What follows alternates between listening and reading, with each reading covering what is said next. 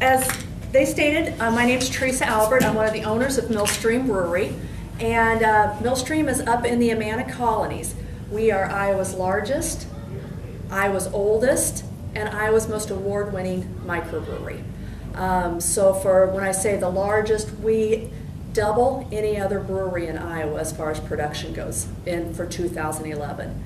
So now, having said that we're the largest, microbreweries are 15,000 barrels of beer a year or less. We're going to do 4,500 barrels this year, so we're really small. Iowa, we're gaining on. What's a barrel? A barrel is 31 gallons. So when you see a keg of beer, that's a half a barrel. It's 15 and a half gallons. So it takes 2 kegs to make a barrel. 15 and a half equals 31 gallons. So having said that, we think we're also 15th oldest operational microbrewery in the nation. So a little claim to fame right here in Iowa. That's pretty cool.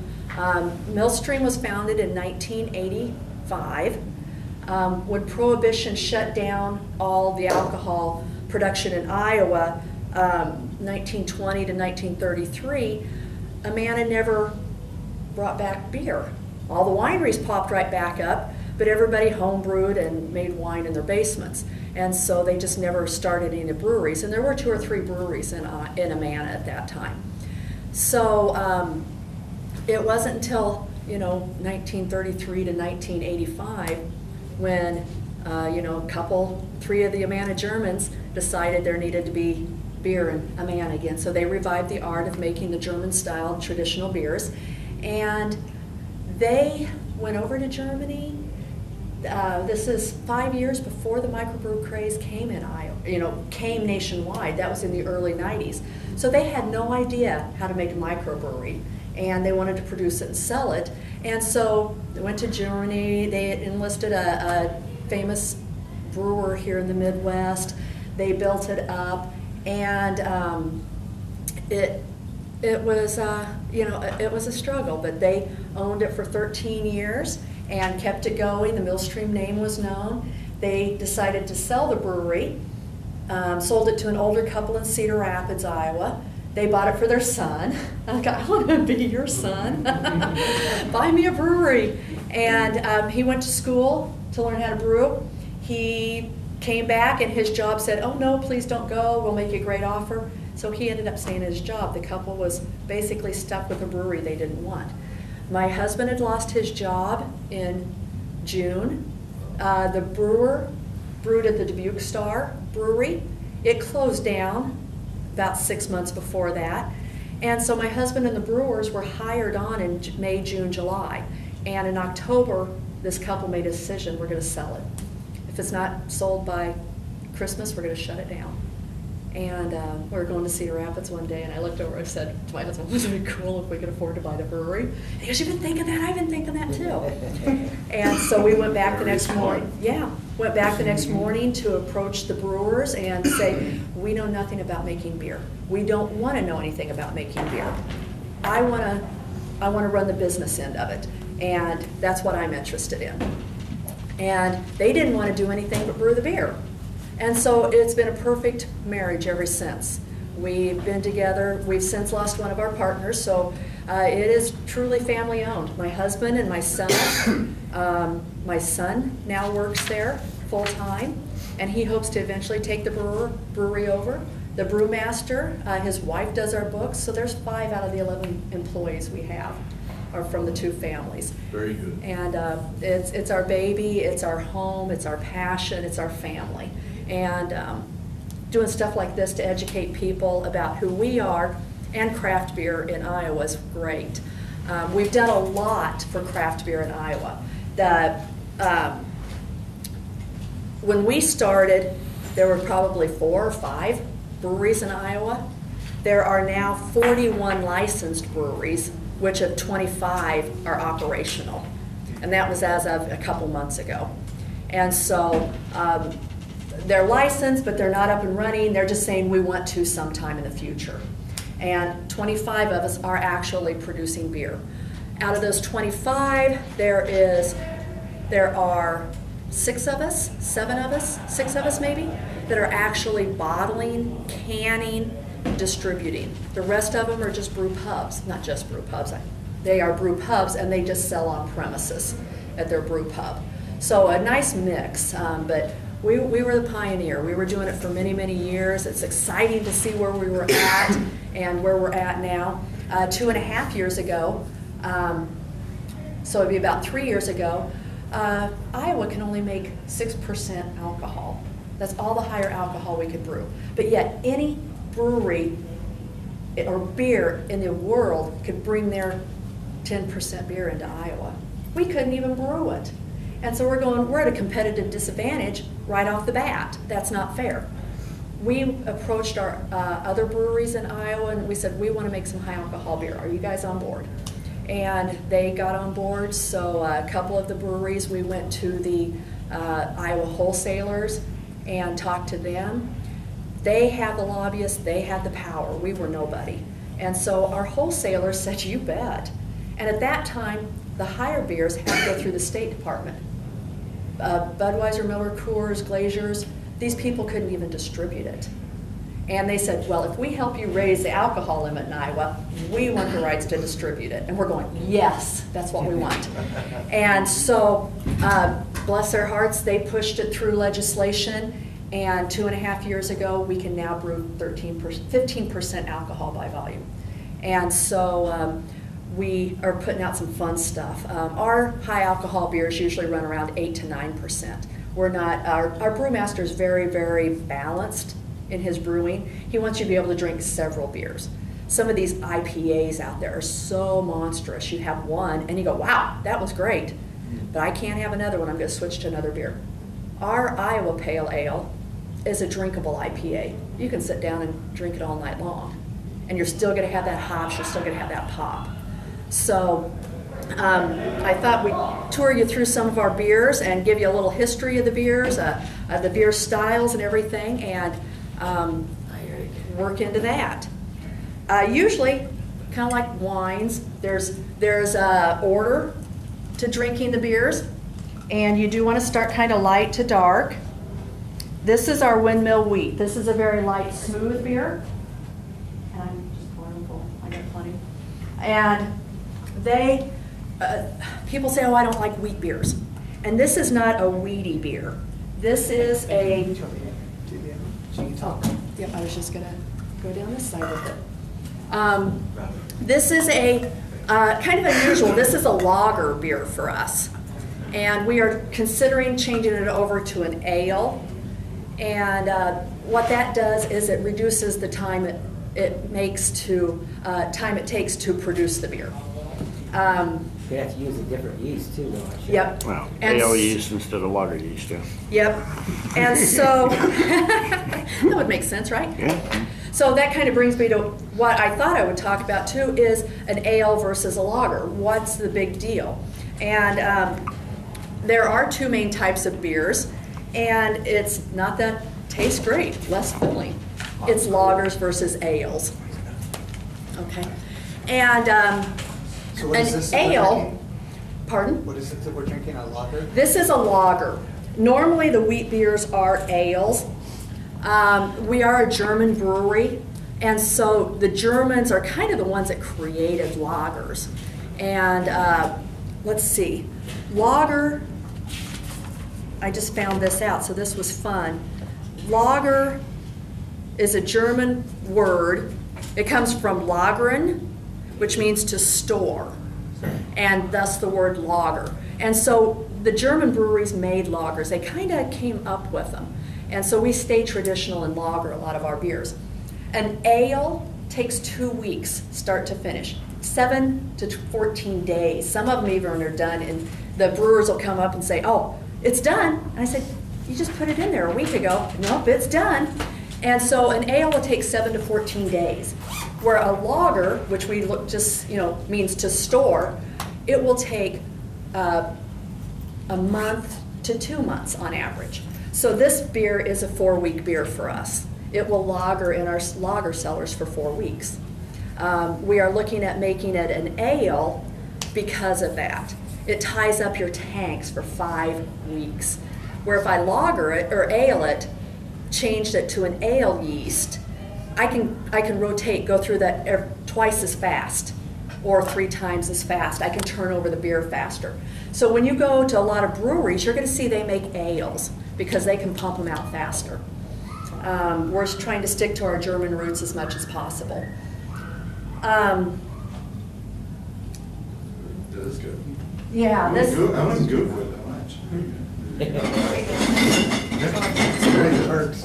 Yeah, and I don't know, do we need 2 bottles Okay. or 1? I'll let you start on. Sure. What about this? An ale has the yeast left in the beer, so it's going to be cloudy looking when you look at it. This, when you were looking at this, it's a little cleaner looking as opposed to the beer that Eric's bringing around now. This is an ale, and it's cloudy looking because the yeast is left in it. We don't filter it out. That's going to give some of the flavors, a lot of flavor, a lot of different funky stuff going on in ales that you don't find in lagers because the yeast is left in it. A lager, we actually filter, it's a process, we have to filter the yeast out of it. Once that milky yeast is out of it, it's a real crisp, clean looking beer. What you've got now is our John's White Ale. This is a Belgium wit, and wit means white. We will actually, some of our batches, will pull a keg out and it'll almost pour a milky color. And you know, it kind of, people don't like that, but man, that's the best you can ever get. So who's John? Dirty John. Exactly. It's Dirty John's. This is a Belgium wit, which means it's got some citrus flavors, some coriander spices in it, and that's a Belgium style beer. Put an orange slice in it to enhance those citrus flavors if you want. John's Grocery out of Iowa City came to us, came to a now defunct brewery and asked if they would develop a Belgium for their 50th anniversary. They are 3 generations old. Grandfather passed it down to son, and now the grandson owns John's Grocery in Iowa City. So it's John's Generations White Ale. And we just worked real good, partner up well with John's Grocery, and we said, this is such a phenomenal beer. We would like to continue making it. They said yes.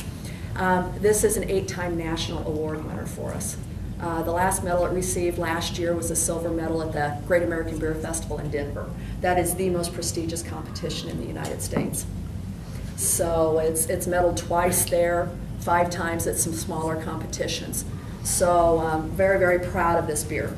The Belgians are kind of funky beers, you know. Not everybody likes this, this So when orangey, people put citrusy. an orange in it, Mhm. is that through the process you're putting orange flavors in it? When we do this, beer consists of water and the malts, the grains. And then you're going to cook that at about 180, 170 degrees. I apologize, I don't know the brewing process. They transfer it over to a second kettle where they will bring it up to boiling, add the hops, which is a bittering agent. We'll taste that in our Iowa Pale Ale. Then after the hops are added, they'll cool it down, inject the yeast, and send it down. So water, malt, hops, and yeast makes beer. Now when we go to this Belgian beer, we actually take nylon bags, and we take a sweetened and a bitter hardened orange peel and coriander spices. And we grind them up, put them in these nylon bags, and boil them in the boil.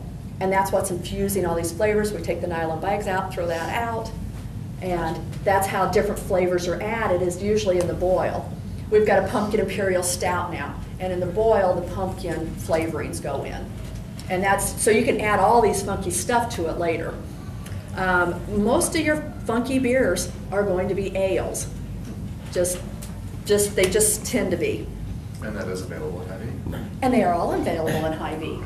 Do you brew this year-round, this particular beer, or is this Yes, a seasonal yes. beer?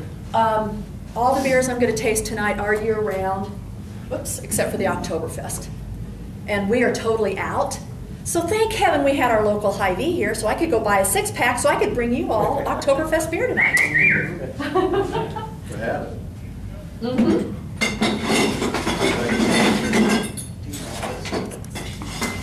Are you needing 1 or 2 bottles? make some sometime. Choose probably better, but. Yeah, yep, no, I got two. I've got a six-pack. Our Shield Brow Amber is our flagship beer at Millstream. This is the original recipe we started the brewery with in 1985. This is our baby, so drink it and enjoy it. It's the original recipe we started with. This is a very malty beer. This is a lager. This is a 4 to 5 week beer for us. It is a lager yeast. If you look at the color of it, even though it's dark, you can see it's a cleaner looking beer because the yeast is filtered out. This beer, and I can never say this without goosebumps, this is a 16-time national, international award-winning beer for us. Medaled 3 years in a row at the Great American Beer Festival in Denver, and in 2010 received a gold medal at the World Beer Cup, which is the most prestigious competition in the world. I still get goosebumps saying that. So talk a minute about these competitions. I mean, are there, every microbrew company goes there, or you have to pay to be in them? You do pay to be in a competition, especially these that are this prestigious. You know, for me to send a beer to these competitions, it's like $250 a beer. So you don't send a beer if you don't think you've got something. Some of the smaller ones you can get in for $75, $100 a beer.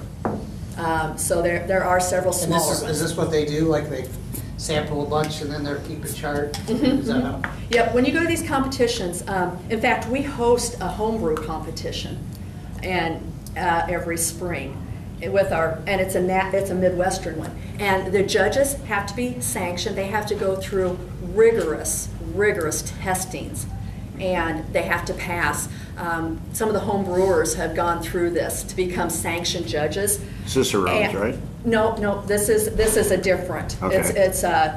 But I'm sure there's a lot of that going on. Yeah. And one of the guys said that is the hardest thing I've ever done in my life, is to become a sanctioned judge.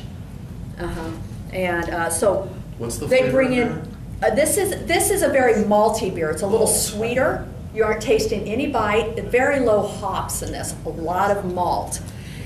We use a caramel roasted malt, so you may be picking up a little bit of a caramely flavor to it. And yeah, this is our best-selling beer. 26% of our beer every year goes out in this beer alone. So it's a huge one for us. What's the name of this one? This is a Shield Brow Amber. Shield, like your family crest. It's our family crest beer. And Brau means beer in German. So that's how we get our name from it. What's next? I'll get it. The Iowa Pale. Now the next beer, we should do the Oktoberfest next while we're still malty. Got it. This is a Vienna style lager. And so when you enter competitions, you have to be very true to a style of beer. So this is a Vienna style lager. The Oktoberfest, of course, we had to get, thank you, Hy-Vee. And the Oktoberfest is a Marzen style beer, another German style beer. This is going to be a lot bolder than our Shield Brow Amber. It's still along the same lines, it's just amped up. It's pumped up, a lot more malt. The alcohol level on the Shield Brow Amber is about 5.4. The Oktoberfest is running about 6%. So what raises the alcohol in beer is, a lot of it has to do with how much malt you put in it. The more malt you put in it, beer, of course that means that it's going to cost more because you're putting more malt in it. The higher alcohol in a beer. And that's, what were you thinking? Sugar. Well, see, when it goes through the fermentation process, those malts and the yeast. Turn into sugar. Yep, they're doing that chemical reaction, and so the more malt you have in it, the more sugars it's creating. Yep. Exactly. So yeah, I love it when people know. But yeah, it's all through that. There's no sugar added in beer. It's all the chemical reaction once that yeast hits it. Our Oktoberfest beer is probably, it's only out for September, October. This is one of our seasonal beers. And we brewed 2 more batches. We brewed 1,200 more gallons. Wow. And we still ran out October 1st. This is probably our most in-demand beer there is. You know, we've got a lot of fabulous beers. And there's a lot of fabulous beers out there, but I think we probably have one of the best Oktoberfest beers in the Midwest. And Oktoberfest. Prost. You know, and yeah, I'm gonna pat ourselves on the back for this one. It's just fabulous. I think it's that good. I can't say that about all our beers, but I can say it about our Oktoberfest. I think it's probably one of the best ones in the Midwest that's being made. Do you have people, can you mail order? Do you have people that want to? The United States is kind of weird. There's probably only about 12 states that allow beer shipped into it. Iowa's one. Yes. You would know. But being able to ship into another state, we can't do that. So we've never done it. John's Grocery out of Iowa City, they know all the legal laws, and so they used to do our shipping for us. There is a website that just went active about 6 months ago, and we were one of their first beers to do this. It's beerjobber.com. And I don't know how many breweries they carry right now, but we were one of the original 6 months ago. And they have somehow worked it out. They can ship to 30 states out of the 50. So that's huge. So I probably send 9 cases of beer out in the mail every month through them. So it's really cool. That's not a big part of your business at all, then, is it? No. But it's new. It's still, when I can't get my beer out throughout the country, and you know, I don't want to, but yet when people know about, or they want to try the Oktoberfest out there, they can go to this beerjobber.com and order 3 different Oktoberfest beers and, excuse me, have it shipped to their home. So it's exciting. That's starting to happen.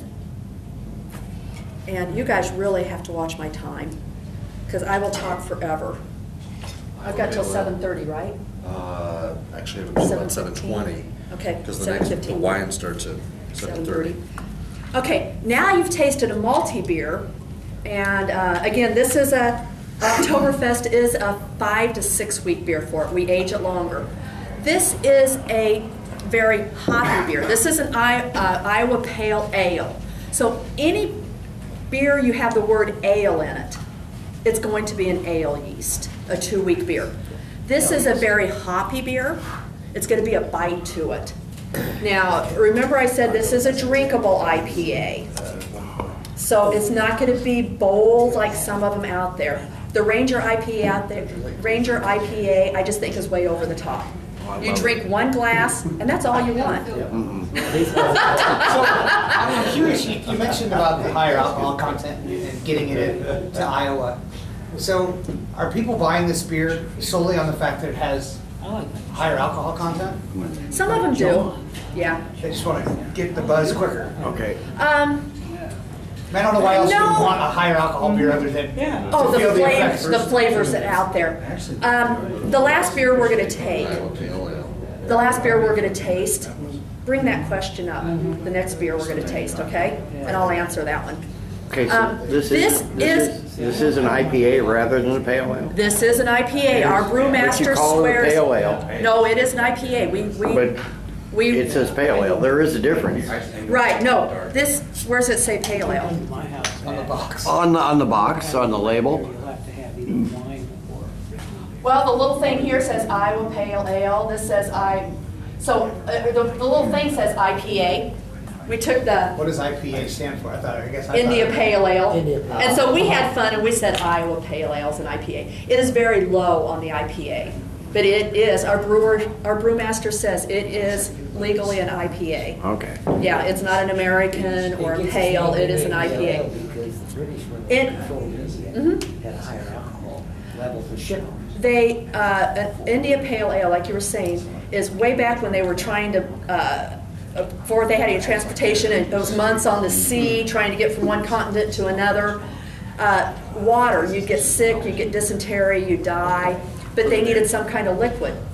And so they found out hops, these bitter beers like you're tasting now, if you put a lot of hops in that, it'll just kill about anything. And it preserves it. And so for the months on the sea, they created and it started in India. And so they labeled it India Pale Ale, a very, very hoppy beer that it would give them nutritional value, it would give them liquid, and help meet their dietary needs while they were months on the sea.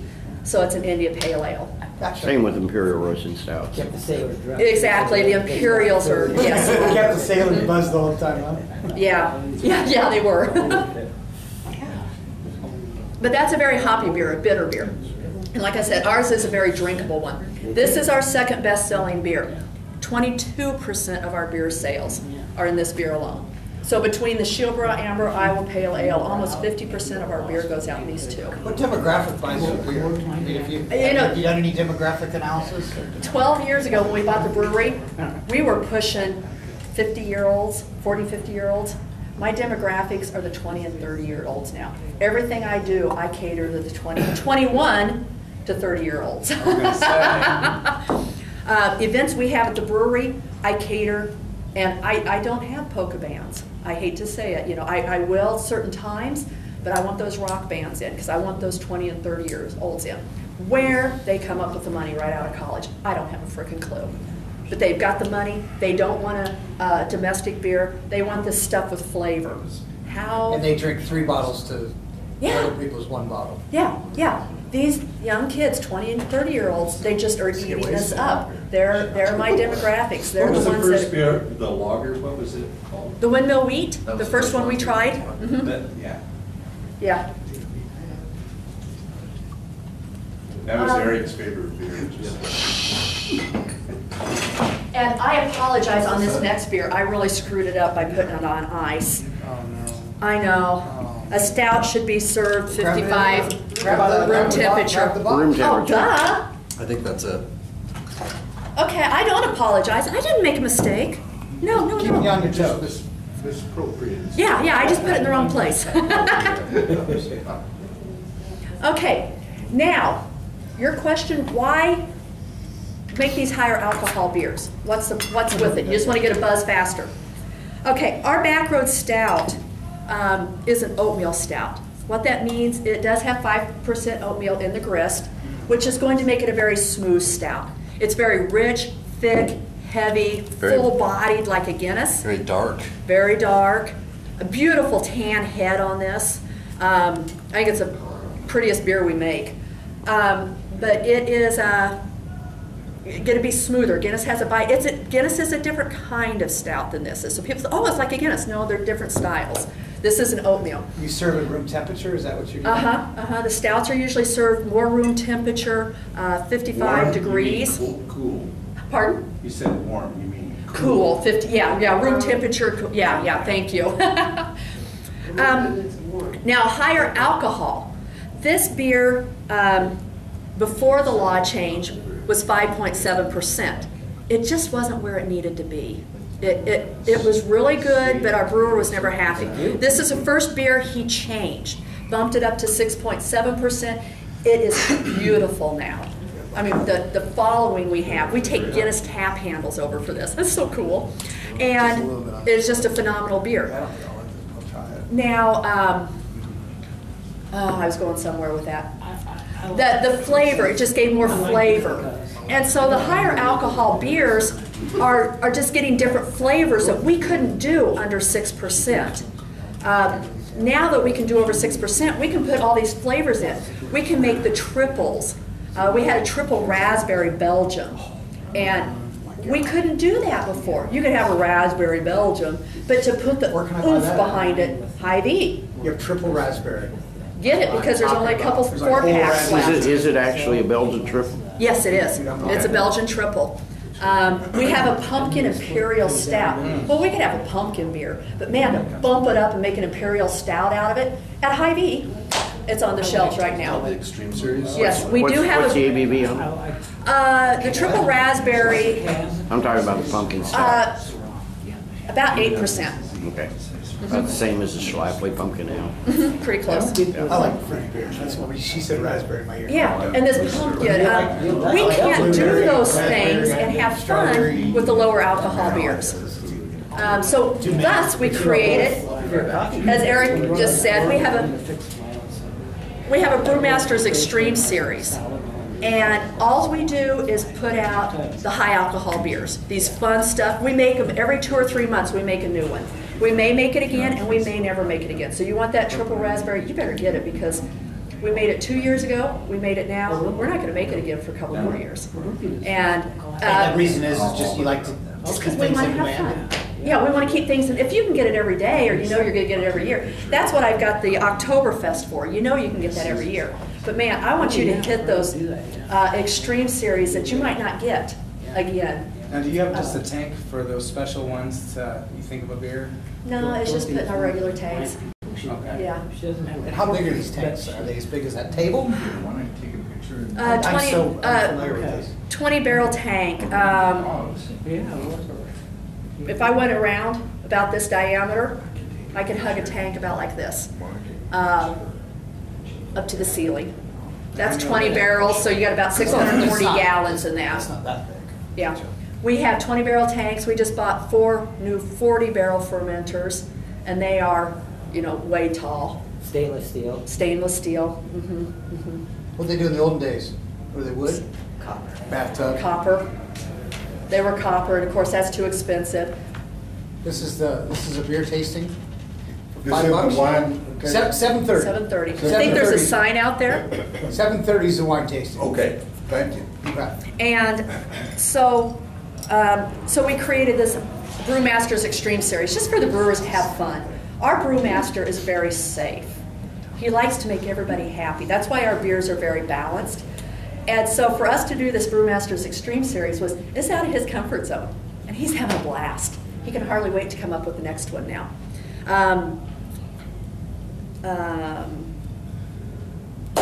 Threw you off, sorry.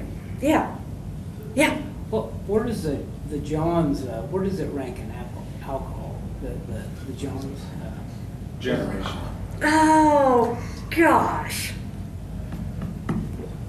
Mid? 5.2? Oh, okay. 5.2 probably? Okay, yeah, okay. Yeah, I would have to look at our website for sure. I think Yeah. it's around 5.2. Yeah, I like that. And this is all ABV. Mhm. Yeah. You done any rye ales yet?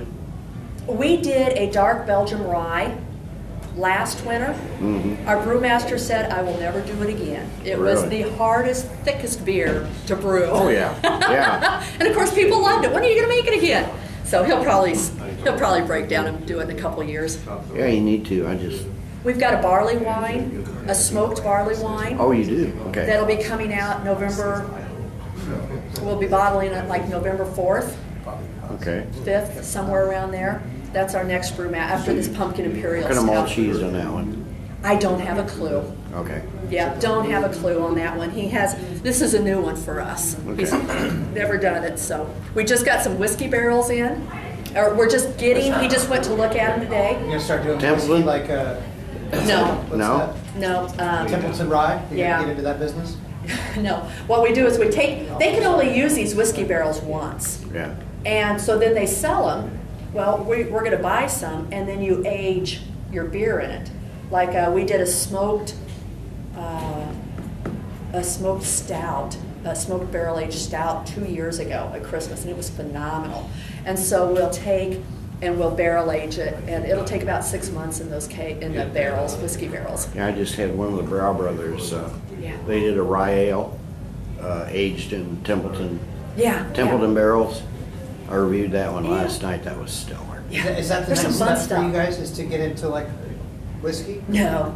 Not Oh, so much. that's- That's a whole different license. That's a distillery license. We're just taking their used barrels. No, I know, I And, just, oh, yeah, no. because they gotta figure out on the demand level. But you can't do that now in Iowa. Maybe. You can make beer and you Getting can more and more. you can distill. The guy up in Butte, Cedar Ridge. took him to court. Cedar Ridge. Yeah. Well, I just, with Templeton's got it figured out. Yeah. Yeah. Why you throw their business in? We're talking Millstream right now. I know. Oh, no, it's the beer industry. It's the alcohol industry. It's cool. You know, the change, like I said, we've seen. We went from 1 distillery in Iowa to 5 now, just in the last 2 years. It's amazing. Thank you. Thank you. so much. We'll see you tomorrow. Take care. Yes, definitely. So I'm a So, marketing yeah, and I'm person. just kind of down to questions now, whatever you want. I'm interested on how you're expanding your marketing. I mean, you're expanding your market share. We Are you do- relying on Hy-Vee? We do not spend a penny for advertising. When we bought the place, we were so broke it wasn't even funny. You know, we could pay ourselves and that was about it. So we never had any marketing dollars. we went around and we pounded the pavement. And 4 years ago, we were self-distributing up until 4 years ago. Which means? I hired a salesman, and he took our cargo van, and he took these cases of beer and went to Hy-Vee and sold them. And he was in Des Moines one day selling to Hy-Vee, bars, grocery stores, restaurants. Then the next day he'd come back to the brewery, fill up, go to Dubuque, fill up, go to Quad Cities. Well, we can only go an hour and a half radius. And so we were just to the point, do we buy another van, hire another person? How do we get it farther? We're ready to grow. And Budweiser out of Des Moines called us, just out of the blue. And they said, we want to carry your beer. You have got such a phenomenal product, and we want to be your distributor. And we spent 2 or 3 months working with them, getting things going, and we are now statewide with Budweiser, in Minnesota with Budweiser. Is the Iowa Wine and Beer Association, do you feel like they're good for your business? Oh yeah, yeah. Any education awareness is good. They're a phenomenal group. I was on the board for 10 years. I just got off the term a year ago, and so yeah, I was on that board for many years promoting it.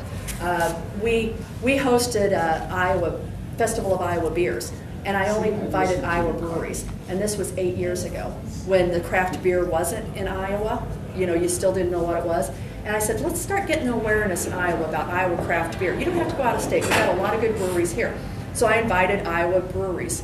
We're now in our 8th year, and my goal was to create awareness for Iowa-made beer, to get the brewers to know each other and talk amongst themselves, and to form an Iowa Brewers Guild. All 3 of those things have happened.